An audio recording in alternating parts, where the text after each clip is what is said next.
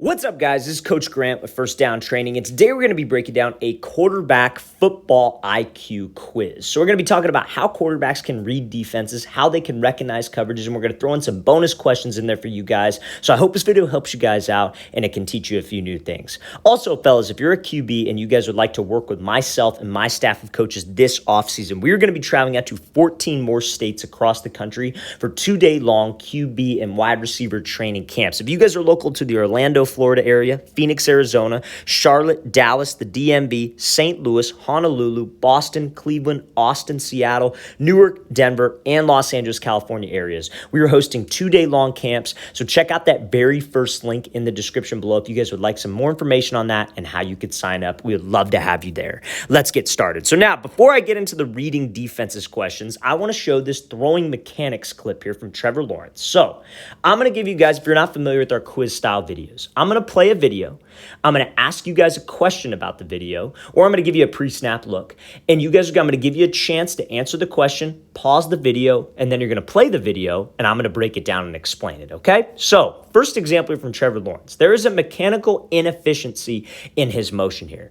I want you guys to try to tell me what the inefficiency is, what causes him to have this problem with his throwing mechanics, and how he can fix this problem, okay? So it's kind of a three-part question here. So we're going to play this full speed. I'm going to play it a couple times. So this is him throwing this bender over the middle of the field. Good ball, was in a good spot, but as we know, playing the quarterback position is about consistency. We want to be consistent. I don't want to throw this ball 3 out of 10 times. I want to throw this ball 10 out of 10 times. So I'm going to play it one last time, try to identify the mechanical problem that he has and why he has that problem. So you guys can go ahead and pause the video and think about your answer. So go ahead and pause the video.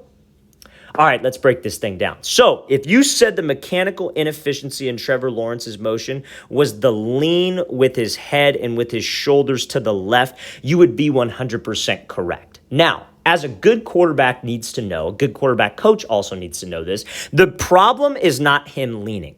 The source of the problem is what causes the lean, and that is his base. So a lot of times, a quarterback coach, millions of people, people who don't even coach the quarterback position, don't even play the quarterback position, can tell a QB what he's doing wrong. But they can't tell you why you're doing it wrong, and they can't give you the direct reasons on how to fix it or the direct answers on how to fix the problem. And that's what we're going to try to do with this video. So if I was coaching up Trevor Lawrence here, the lean with his upper half comes from a lack of hip rotation.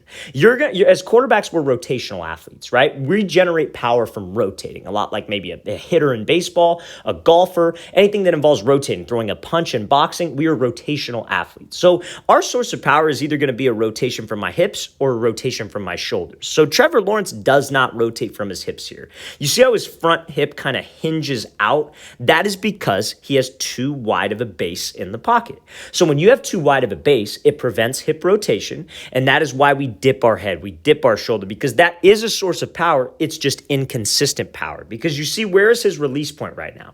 It's kind of outside of his frame. It's very high. That can cause you to miss high on throws if you release it too early, or to miss a low into the ground if you release it too late. But it all starts with the base. Quarterbacks are built from the ground up. They are not built from the top down. So if that's what you guys said, you would be 100% correct. Now, how do we fix this problem, right? Because again, like I said, I think everybody in America, when they look at this video, they could say, oh, Trevor Lawrence leaned out with his head. But why? That's what separates guys. They don't know the reason why. So again, like I said, reason why is his base was too wide. So how does he correct this? He would correct this by simply trying to move that back foot underneath his back shoulder. And when you look at film of him from this year with the Jaguars, he has corrected this problem. Somebody talked to him about this problem, I am sure, because coming out of Clemson, he would have a real big leg kick. He would kind of have an undisciplined front side, just strictly because that base was too wide. He's not using his hips, and his hips are not getting involved with the throw. Now, people used to teach this really wide base because it will get the stride down quicker. When your feet are wider like this and you have a good knee bend, your foot's already out there, you're going to take a quick stride. But the problem is when you take that quick stride, you have no power from your hip and no power from your back leg. So yeah, your front foot got down faster, but you don't have any rotation. And that puts a lot of pressure on the elbow. That puts a lot of pressure on your shoulder, and just overall makes us not as efficient of a passer.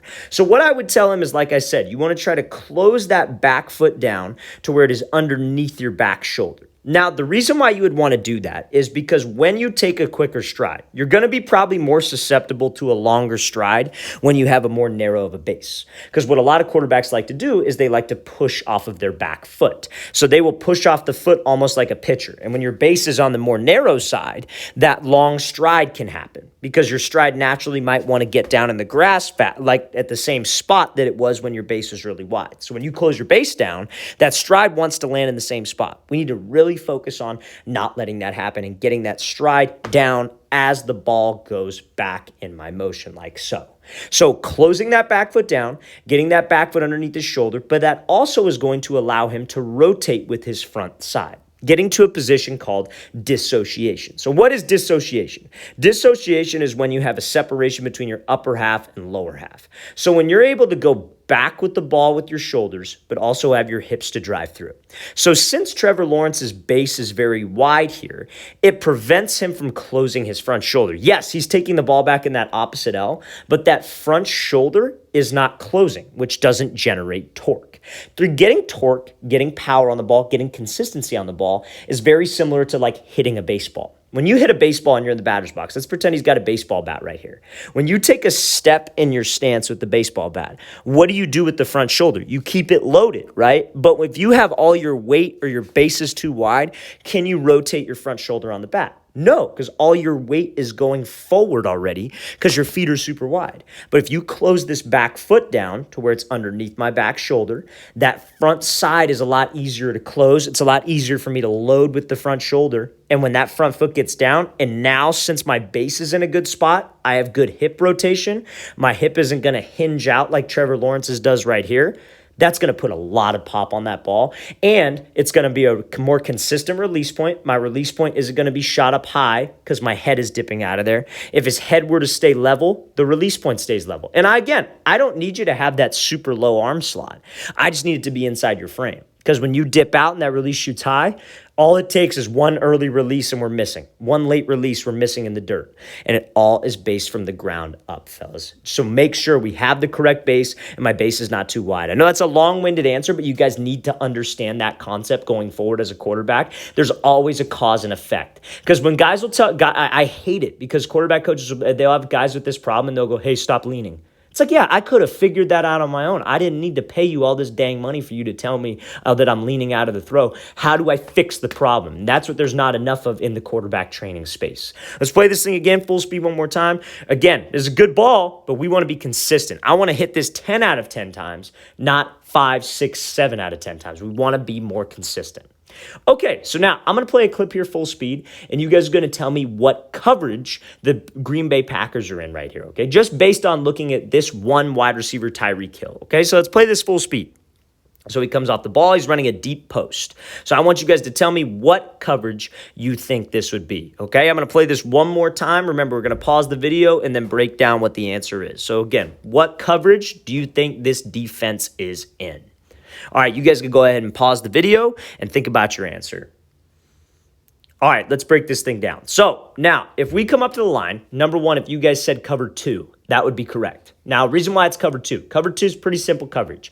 You got corners who are in charge of the flat, and you have 2 safeties over the top that are playing the deep halves of the field. So they got the 2 deep zones covered, right? If I were drawing it up over here, you got a corner, then let's say there's a free safety. Corner is sitting flats. Free safety has deep half. Opposite safety, if it's mirrored coverage both side, which is unlikely at the NFL level, you got the middle of the field open. So Tyreek Hill is running a post route. Now, pre-snap, how you can diagnose this, because there's a lot of different coverages where there's 2 high safeties, right? You got 4, you got 6, you got Tampa 2, you got all kinds of things. So how do we know that it's cover 2? Because this DB's outside leverage, and as soon as Tyreek Hill releases off the ball, he lets him go and he gets his eyes to the number 2. That is a sure way of telling you that it is a cover 2 situation. Now, that could be another type of coverage called cover 3 cloud. That's for a different discussion. So now we see that look from the corner, but pre-snap, we have to identify how many safeties there are. So if we identify that there are 2 safeties back like so, then that's how we tell that it's cover two. Because cover three cloud would be a different scenario. I'm not going to get into that right now. But we see that there's two high safeties. We see that look from the corner. The two high safeties are wide. If we're in like the middle of the field and they're outside of the hash marks, that tells you that it's a cover two look. So we need to make sure we understand what cover two beaters are, where the openings are in cover two, which is between the corner and the safety and the middle of the field. Let's play this thing again, full speed one more time. Great job here by Tyreek Hill getting off that cover two look and then being able to create separation on that post and the quarterback finding him on this throw. So now, last example or last question I want to talk about here is what is the name of this passing concept? So what we do is we have a stacked formation here. We have the number 2 running a kind of flat stop route, and we have the point man running a corner. So what is the name of that concept? I'm going to play it full speed, and then you guys could break it down. So what is the name of that passing concept here that we have from these two wide receivers? So you guys can go ahead and pause the video and think about your answer. So what is the name of the passing concept? Point man has a corner. Slot guy has this kind of flat stops. Go ahead and pause the video. All right, let's break this thing down. So this would be considered kind of a reverse smash concept. Okay, so I'm sure everybody knows what a smash concept is. A smash concept, let's say it's just like a basic 2x2 formation where the outside wide receiver is running a 5-yard hitch, slot receiver is running a corner. Now, because they are stacked, it's getting confused some guys a little bit, but we still want to think of it like the point man is the outside wide receiver, the number 2 is the slot wide receiver. We still want to think of it that way. So let's say he was out here and he ran something called a box corner where he took 5 yards in, 5 yards up, broke to the corner, and then the slot guy from over here ran this flat route. We were trying to put this corner in a bind, make him pick one. Is he going to drive on the flat or is he going to back up with the corner? So that makes it a very simple read for this quarterback. So when we're in a stacked formation, it's the exact same thing. He's running a corner. Now he doesn't have to run a box corner because his split is cut down, and we have this slot wide receiver running this flat. Now, why do I tell you this? I tell you this because you never want to be that quarterback who gets into a situation, and it's okay to ask questions. Don't get me wrong. It's okay because nobody knows everything, right? No, not even a coach. Nobody knows everything. It's always good to ask questions, but it's good to know these kind of things. It's good to know this terminology if you're trying to stand out to a coach. I say this for the younger guys, right? Like you're a youth guy, you're a high school guy, you're trying to impress a varsity coach, a high school coach. Knowing these different things, knowing these different play type terminologies can really help you stand out and make everything a lot easier. You're going to be on the same pages as your coaches when you guys have the same terminology. So a reverse smash concept, or some people call it I've heard inverted smash concept. I've heard a lot of different names for it, but I've always called it reverse smash. But we got to understand what a smash concept is. That's when we're trying to high load this corner and trying to put him into a bind. Let's play this thing again, full speed one more time.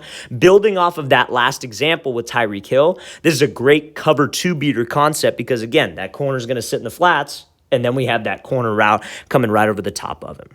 All right, fellas, really want to thank you for watching. I really appreciate it. If you guys have any questions at all, don't hesitate to leave those in the comment section below. Always appreciate the feedback. It's always great to hear from you guys as usual. And again, fellas, we are going to be traveling out to 14 more states across the country for 2-day-long QB and wide receiver training camps. We're going to be coming out to Orlando, Florida next. That camp is completely sold out, but then we'll be heading out to Phoenix, Arizona, Charlotte, and the rest of the names on this list. So check out that very first link in the description below. If you guys want some more information, I'll see you guys next time.